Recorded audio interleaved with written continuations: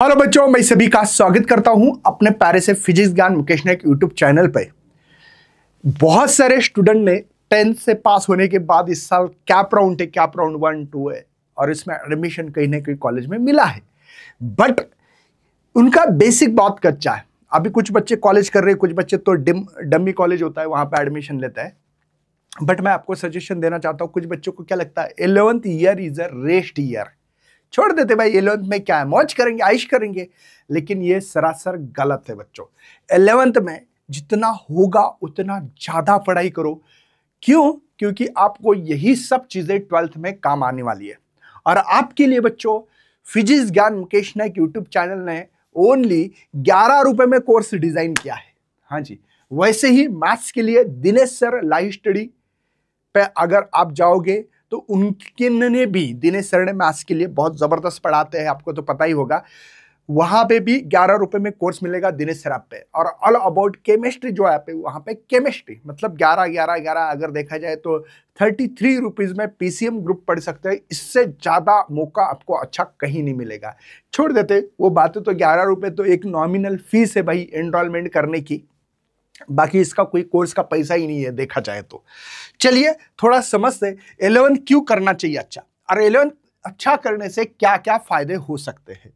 बच्चों मैं आपको समझाना चाहता हूं, पहला ही चैप्टर आपका यूनिट एंड डायमेंशन से। आप लोग यूनिट एंड मेजरमेंट है, मैं डायमेंशन जानबूझकर बोल रहा हूं, नहीं तो आप बोलोगे सर ये क्या लिखा है आपने डायमेंशन, ये क्यों बोल रहा हूं देखते हैं। चलिए पहला ही यूनिट एंड डायमेंशन क्यों इंपॉर्टेंट है।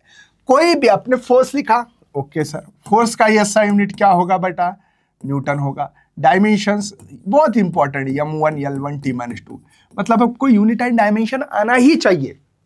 कोई भी क्वांटिटी हो उसका यूनिट और डायमेंशन आपके इंफॉर्मेशन के लिए। मैं आपको बता दूं बच्चों, क्लास 11th में, क्लास जो आपका 11th है बेटा, उसमें 14 चैप्टर है फिजिक्स में, और क्लास 12th में अगर देखा जाए तो आपके लिए 16, ऐसे 30 चैप्टर है।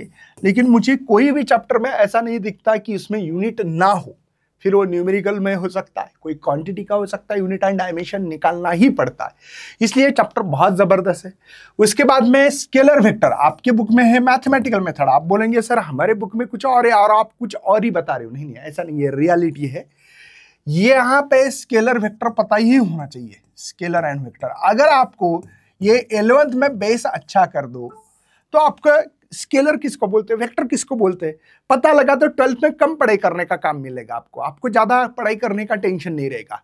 ठीक है, तीसरा चैप्टर ले सकते हैं, motion in a plane, motion in a plane.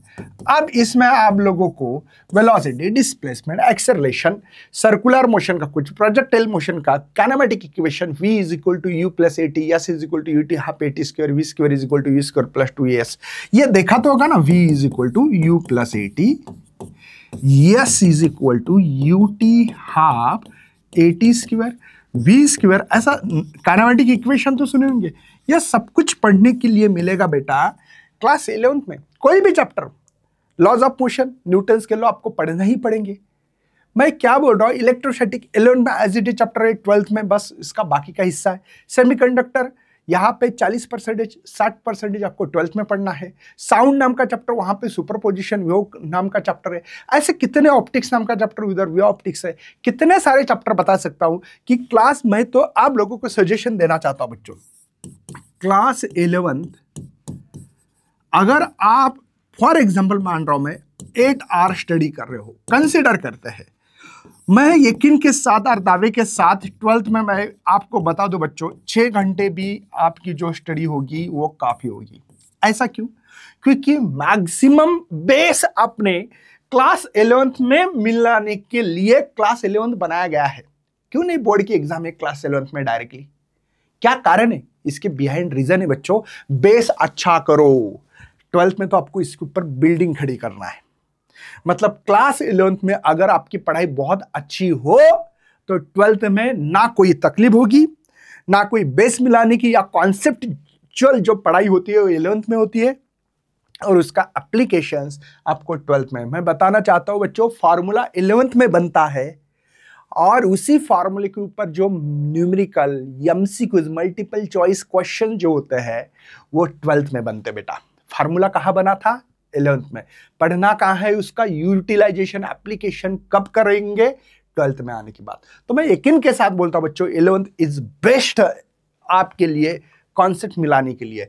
कौन सी बैच है? सक्सेस बैच है। वैसे केमिस्ट्री के लिए ऑल अबाउट केमिस्ट्री चैनल है, मैंने आपको बता दिया ऐप है। वैसे दिनेश सर के लिए, मैथ्स के लिए दिनेश सर का ऐप है बच्चों। ये success batch class 11 physics Maharashtra board ऐसा दिखेगा यहाँ पे। ये रिकॉर्डेड लेक्चर है बच्चों 11 फिजिक्स के लिए। ऐप और वेब बेसिस से, मतलब आप अपने कंप्यूटर पे, लैपटॉप पे, अपने घर के टीवी में अगर डायरेक्ट नेट है तो वहां पे भी देख सकते, ठीक है, कहीं पे भी देख सकते। Concept theory numerical success batch है और मात्र 11th। ये कोई फीस है नहीं, फीस नहीं है, ये हमारे ऐप में एनरोल करने की फीस होती है, वो आपको भरना है।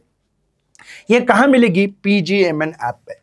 PGMN जो ऐप है बच्चों, इस ऐप पे जाके फिजिक्स केमिस्ट्री की ऑल अबाउट केमिस्ट्री और दिनेश सर पे आपको मिलेगा मैथ्स। तो ये बैच जरूर लेना, क्योंकि ये आपको बहुत बड़ा एक वरदान हो सकता है। आपको अब समझ में नहीं आएगा, लेकिन धीमे धीमे चैप्टर करो। यहाँ पे खासियत क्या है? ऐड नहीं आती। सर हम यूट्यूब पे देख सकते नहीं, यूट्यूब पे क्या प्रॉब्लम होती है? ऐड आती रहती है, नोट्स नहीं मिलते। यहाँ पे सब कुछ मिलता है, इसलिए इस बैच पे 11 रुपये बहुत बड़ी अमाउंट नहीं होती है, लेकिन आपका यहाँ आना बहुत जरूरी है बच्चों। तो मिलते हैं बस रिकॉर्डेड बैच में, तब तक करते बाय बाय। जय हिंद, जय भारत।